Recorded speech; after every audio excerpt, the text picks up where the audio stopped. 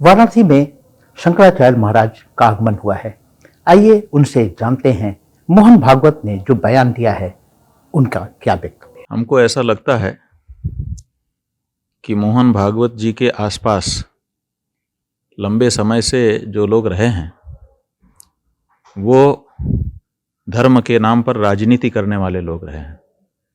इसीलिए उनके मन में ये धारणा बन गई है कि जो मंदिर की बात करेगा वो अपने नेता बनना चाहता है, क्योंकि उन्होंने जो बात कही है उसमें उन्होंने यही कहा है कि मंदिर की बात करके नेता बनने की कोशिश।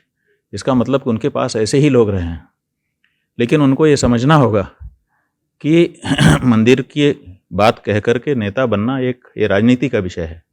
लेकिन ऐसे भी हिंदू सनातनी हैं जो अपने ऊपर हुए अत्याचार को मिटाने के लिए और उसकी सच्चाई को जानने के लिए, और अगर कहीं हमारे देवता का मंदिर रहा है तो उसको पुनः प्राप्त करके वहाँ पर अपनी पूजा अर्चना भगवान को समर्पित करने के लिए कटिबद्ध हैं। वो राजनीति वाले नहीं हैं, लेकिन उनके मन में इस बात की पीड़ा है कि हमारे साथ अन्याय हुआ, हमारे देवता को अपदस्थ किया गया, उनको वहाँ अपने स्थान से हटाया गया, और इसलिए वो चाहते हैं कि पुनः उनके देवता वहाँ पर प्रतिष्ठित हों।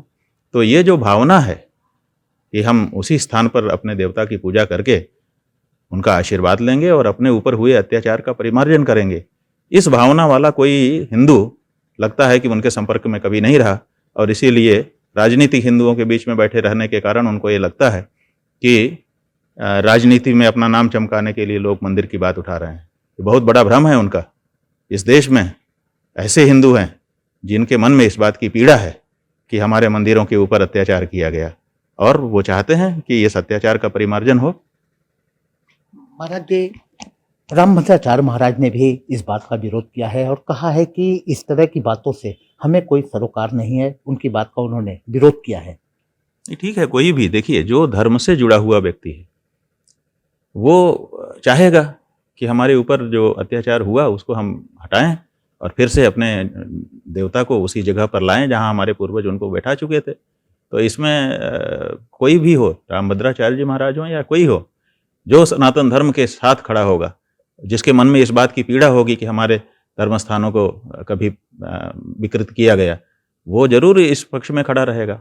ये कैसे कह सकते हो कि हम ये नहीं देखेंगे?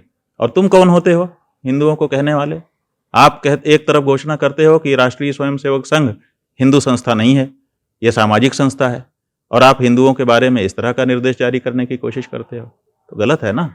तो इसलिए मोहन भागवत जी को अभी सच्चे हिंदू के साथ बैठने की ज़रूरत है, उसके हृदय को भांपने और समझने की ज़रूरत है कि एक सच्चा हिंदू क्या चाहता है। या राजनीतिक हिंदुओं के बीच में बैठ बैठ करके उनके मन में धारणा बन गई है कि लोग मंदिर का विषय उठा के नेता बनेंगे, जैसा कि उनके बहुत सारे लोग बन चुके हैं। तो ये भी एक बात हमारी ये है कि जब आपके लोग मंदिर की बात उठा करके नेता बन रहे थे तब आप उनका प्रचार कर रहे थे, तब आप उनको घर घर में जा करके आपके स्वयंसेवक उनको जिता रहे थे। क्यों जिता रहे थे? क्योंकि सत्ता पानी थी। अब सत्ता मिल गई, अब आप कहते हैं कि मंदिर जगह जगह पे मंदिर मत देखो। माने जब आपको सत्ता पाने की जरूरत हो तो आपके कार्यकर्ता वो सब कुछ करें, और जब आपको सत्ता मिल जाए उसके बाद सबको मना कर दो कि अब ये मत करो। इसका मतलब है कि धर्म को आपने एक सत्ता प्राप्ति का औजार बना रखा है, उसको अपने भावना से जोड़ा ही नहीं है आपने। ये बात तो बहुत साफ हो गई ना मोहन भागवत जी के इस बयान से कि वो राजनीति के लिए धर्म का इस्तेमाल करते हैं, वास्तव में उनके जीवन में धर्म सम्मिलित नहीं हुआ है। महाराज जी, एक अंतिम सवाल। जिस तरह से योगी जी ने, मुख्यमंत्री योगी आदित्यनाथ ने और मध्य प्रदेश के मुख्यमंत्री मोहन यादव जी ने कहा है कि रामकृष्ण का देश है, रामकृष्ण कहने में हमें सरोकार है और रामकृष्ण कहना हमारा अधिकार है। अल्लाह अकबर हम जब सुनते हैं तो आप रामकृष्ण क्यों नहीं सुन सकते? मुस्लिमों पर कहा है, क्या कहेंगे? बिल्कुल, बहुत अच्छा कहा है।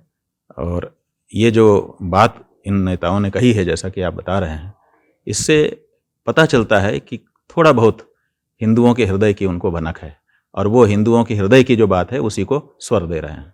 योगी जी ने यह भी कहा है कि जब हम ये सुन सकते हैं तो आप जय श्री राम हमारा अस्तित्व है, जय श्री राम बिना बोले हम नहीं रह सकते, जय श्री जितना कह दे हमारा अधिकार है। जब आप अल्लाह अकबर कहते हैं तो हम सुनते हैं, तो आपको इसमें क्यों एतराज है? बिल्कुल सही कहा है, ये अच्छी बात है, और उन्होंने हमारे हृदय की बात को स्वर दिया है, हम उनका धन्यवाद करना चाहेंगे। और एक नेता को ऐसा ही होना चाहिए जो अपने क्षेत्र की बहुसंख्यक जनता के हृदय की आवाज़ को व्यक्त करे, अल्पसंख्यकों की बात को भी सुने, उनके साथ भी न्याय करे। लेकिन चूंकि सरकारें बहुमत से बनती हैं, इसलिए बहुसंख्यकों की जो आवाज़ है उसको नंबर 1 पर रखना पड़ेगा और उसी को जो सत्ता में स्थापित व्यक्ति है उसको बोलना पड़ेगा। शंकराचार्य जी महाराज का सीधा कहना है कि मोहन भागवत इस तरह की बातें केवल राजनीति से प्रेरित होकर कर रहे हैं। तो साथ ही शंकराचार्य महाराज ने योगी आदित्यनाथ और मोहन यादव के बयान का भी खुलकर समर्थन करते हुए उनका धन्यवाद दिया।